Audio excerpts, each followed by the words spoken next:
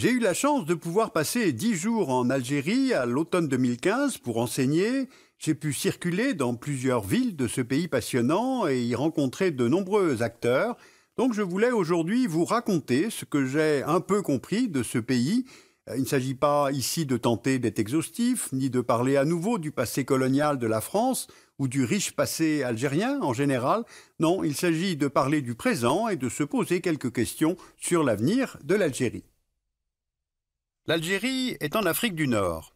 Elle a pour voisin à l'ouest le Maroc, le Sahara occidental revendiqué par le Maroc et la Mauritanie, le Mali et le Niger au sud, la Libye et la Tunisie à l'est, et le pays s'ouvre sur la Méditerranée par une vaste façade maritime.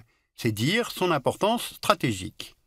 C'est le plus grand État du continent africain, avec 2 380 000 km², et le pays est divisé dans le sens nord-sud en 3 zones climatiques qui dictent la répartition des populations. Si on regarde de plus près, on a au nord un climat de type méditerranéen. Le long de la côte, les zones les mieux arrosées permettent l'agriculture sur une bande d'à peu près 100 km de large. C'est là que se trouvent les principales villes du pays, Alger, la capitale, Oran, Constantine, Annaba. Puis viennent les zones de montagne avec l'Atlas stélien, les Aurès, l'Atlas saharien. Le climat y est semi-aride ou sahélien. Ce sont des zones de relief et de steppe qui permettent l'élevage des caprins et des ovins. Puis au sud, on trouve le climat du désert, c'est le Sahara. La zone est totalement aride et couvre les 5/6 du pays.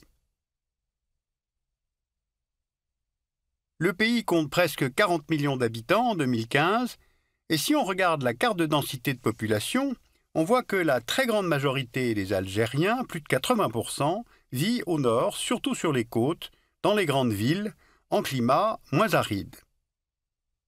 Les Algériens sont arabophones à 73% et berbérophones à environ 27%, et on compte aussi 0,1% de Touaregs.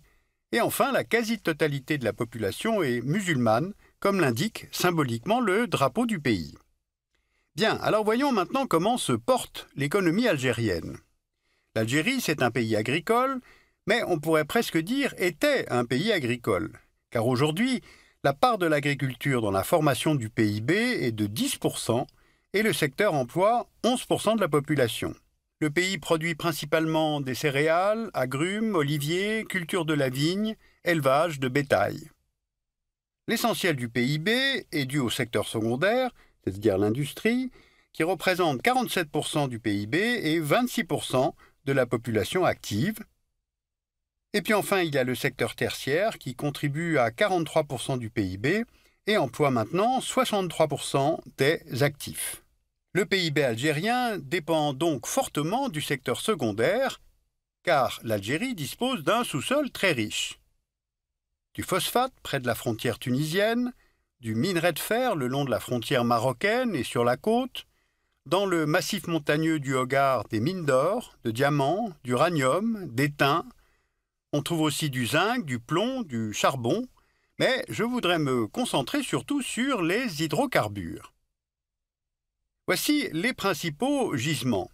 Au sud, le bassin de Regan, dans l'est, le bassin d'Edgeley, puis celui de Hassi Berkin et le bassin de Hassi-Mel. Et du fait de ces ressources, l'Algérie est, pour la production, le 9e producteur de gaz au monde en 2014 et le 18e producteur mondial de pétrole. Et au niveau des réserves, elle est dotée de la 16e plus importante réserve de pétrole au monde et des 10e réserves de gaz. Au total, 95,5% des recettes à l'exportation algérienne viennent du secteur des hydrocarbures. L'Union européenne achète d'ailleurs 34% de la production algérienne de pétrole et 60% de la production de gaz, ce qui en fait son premier partenaire économique. Alors tous ces chiffres pour vous faire mesurer le très haut niveau de dépendance du pays à ce seul secteur. Or, la conjoncture a changé, car on observe 3 phénomènes depuis 2014. Les exportations sont en baisse suite à la réduction de la demande européenne, du fait de la stagnation économique, mais aussi du fait du ralentissement de l'économie chinoise. Résultat, les recettes d'exportation d'hydrocarbures algériennes sont passées de 32 milliards de dollars au cours des 6 premiers mois de 2014 à 18 milliards pendant la même période en 2015. Deuxième phénomène, le prix du baril est passé de 112 dollars en juin 2014 à 45 dollars en novembre 2015 et les cours ne sont pas amenés à remonter. Et enfin, les grands gisements historiques du pays sont de moins en moins productifs. Résultat, l'Algérie ne parvient pas à boucler son budget avec un baril à 45 dollars. Elle puise dans ses cagnottes, notamment le Fonds de régulation des recettes. Les réserves de change du pays qui garantissent sa solvabilité sont passées de 179 milliards de dollars en décembre 2014 à 160 milliards en juin 2015. La balance commerciale est déficitaire depuis le début de l'année 2015 car le pays importe pratiquement tout ce qu'il consomme. Alors des économistes algériens, ainsi que ceux du FMI, estiment que le pays peut tenir sur ses réserves pendant 3 ou 4 ans, pas plus. Dit autrement, l'Algérie a quelques petites années pour lancer des réformes de structure et orienter la diversification des investissements. Or, ces réorientations ne semblent pas du tout à l'ordre du jour. Regardez sur ce planisphère les bassins de gaz et de pétrole de Rochemer, appelés à tort gaz et pétrole de schiste, nos sources étant les données de l'EIA. On voit que les premières ressources techniquement récupérables sont en Chine, les deuxièmes en Argentine, et l'Algérie détiendrait les troisièmes réserves mondiales, soit 20 000 milliards de mètres cubes, c'est-à-dire 4 fois plus que ces réserves de gaz naturel connues dans le pays. Voici la carte des principaux bassins de Rochemer en Algérie. Eh bien, face à une telle disponibilité de ressources, le Parlement a adopté une nouvelle loi sur les hydrocarbures et le gouvernement a lancé un programme de forage dans le Sahara. Les gaz de schiste sont donc retenus comme une option qui viendrait à terme augmenter la production d'hydrocarbures et donc les recettes du pays. Sauf que cette décision a déclenché dès la fin de 2014 des manifestations d'hostilité à l'extraction du gaz de schiste.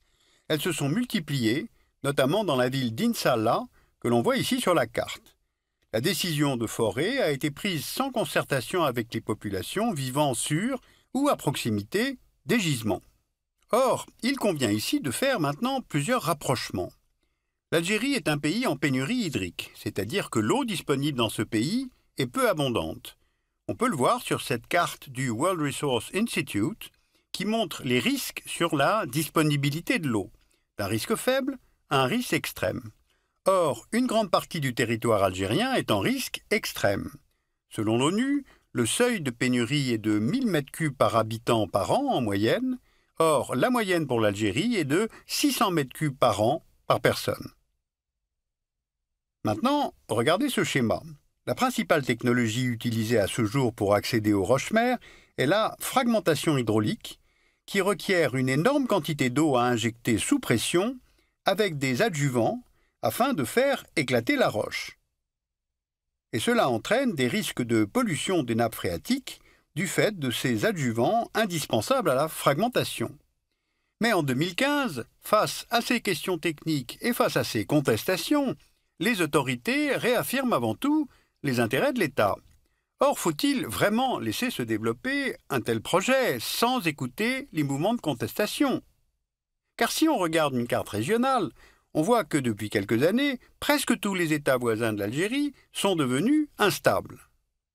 Le Mali avec en 2012 cette tentative de former un deuxième État au sein du pays, nommé Azawad, par des mouvements touaregs et récupéré l'année suivante par des mouvements islamistes. La Libye, depuis 2011, et la chute du régime Kadhafi, où l'absence d'un projet politique a mené le pays vers la guerre civile. Aujourd'hui, deux gouvernements s'y affrontent, les milices islamiques de Tripoli et le gouvernement de Tobrouk, soutenu par la communauté internationale. La Tunisie, avec la chute du dictateur Ben Ali en 2011, le pays connaît ces derniers temps une détérioration de la sécurité et une multiplication des attentats. Et puis enfin, n'oublions pas que l'État islamique a annoncé qu'il allait désormais s'en prendre à l'Algérie. Alors il est difficile de mesurer si les revendications islamistes perdurent en Algérie, 15 ans après la fin de la décennie noire, Mais les frontières du pays sont immenses, dans le désert, donc couvertes, et ce, dans une région en conflit et où circulent les armes.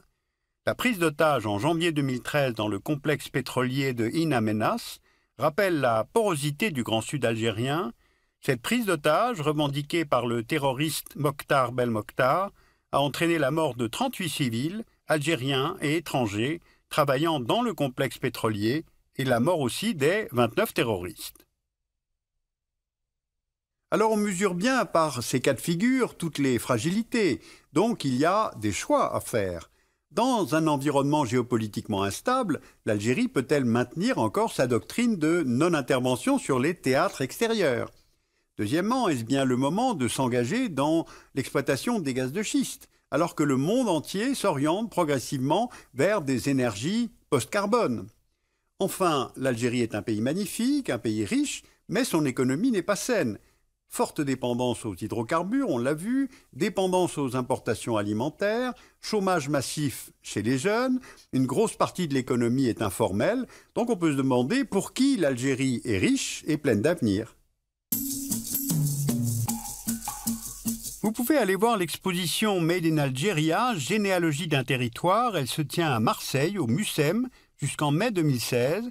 C'est l'histoire de la construction du territoire de l'Algérie avec des archives, des œuvres d'art et présentée pour la première fois des cartes qui viennent de la BNF et du service historique des armées.